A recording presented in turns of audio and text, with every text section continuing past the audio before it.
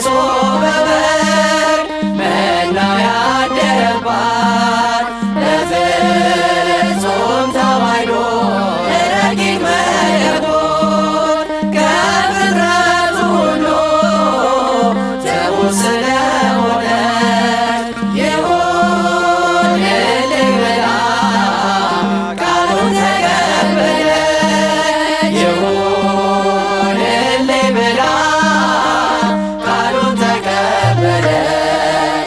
የአዳም ተስፋ ናት የጽድቅ መንገዳችን ምክንያተ ድነት ማርያም እናታችን እናትና ድንግል ሁለቱን የሚይዛ ስጦታ ሆናለች ለዓለም ሁሉ ቤዛ ስጦታ ሆናለች ለዓለም